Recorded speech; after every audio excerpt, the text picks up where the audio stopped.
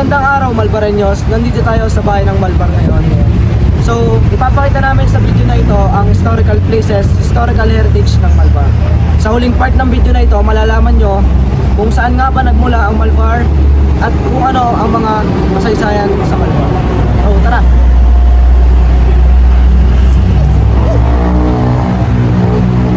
So, brief history lang about Malbar. Malbar is a municipality, one of the municipality in Batangas. Pero bago siya maging municipality is, naging luta muna siya or part muna siya ng Malbar, which is yung tinatawag nilang ruta na based sa legend story of Dayang-Dayang na kung saan pinatay yung babae, luta ng kanyang kapatid na babae ng dahil daw sa inggit.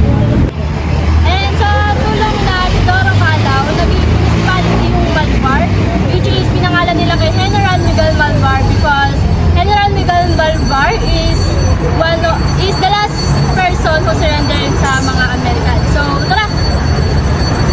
One.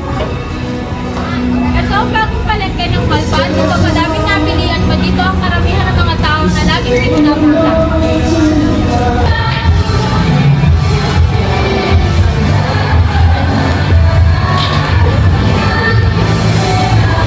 Ito ang palengke ng Malbar. Dito natin makikita ang mga pangangailangan natin sa bahay at kung ano-ano pa.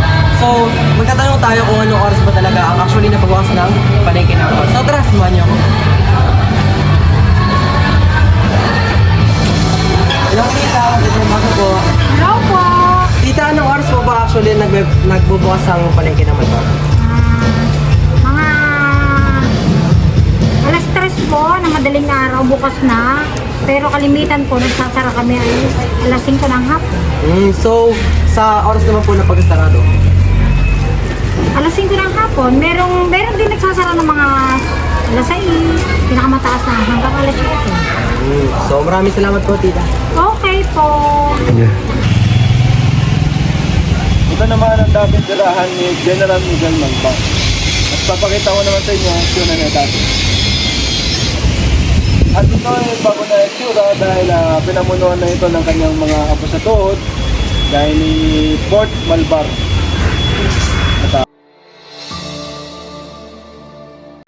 So, narito tayo ngayon sa BSU kung saan isa sa mga pinaka-famous university sa Batangas at pinapasukan ng maraming estudyante.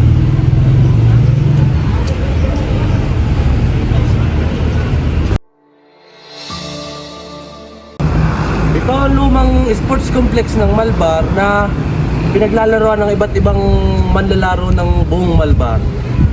Ngayon, ipapakita ko sa inyo ang bagong pinagawa ni Mayor na sports complex. Tara! Go! At ito yung bagong palaruan ng Malbar. At dyan naglalaro kayo ng mga interbarangay, mga matatanda, at kung sino-sino mga player na dayuhan.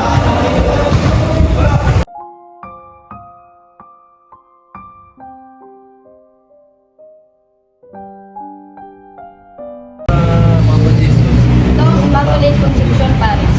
Tinayo ito noong 1970. Matatagpuan ito sa Malbar, Batangas. Immaculate Conception Parish, Malbar, Batangas. Degree of dedication. In 1970, a new church rose in this site during the tenure of then parish priest Messenger Jose Aquino. At narito naman ang 6 na pong Malbareño na lumaban noong ikalawang digmaang pandaigdig. Makikita rito ang kani-kanilang mga pangalan at kung ano ang naitulong nila sa Malbar.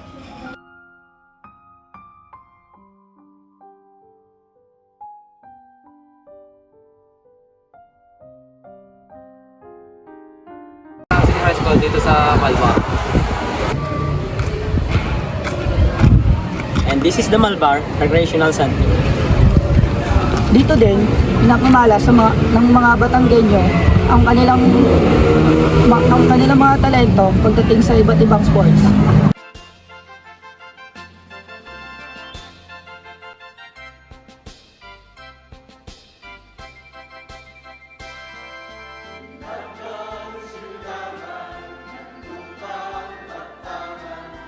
Ito naman ang Malbar Senior High School, ang kauna-unahang senior high school sa Malbar.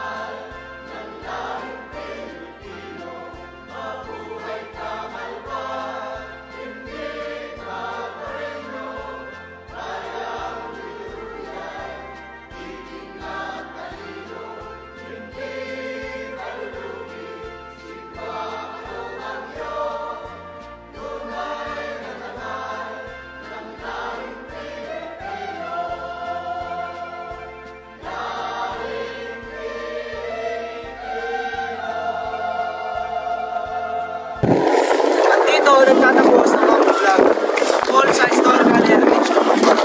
Hanggang sa muli nating pagkikita, paalam!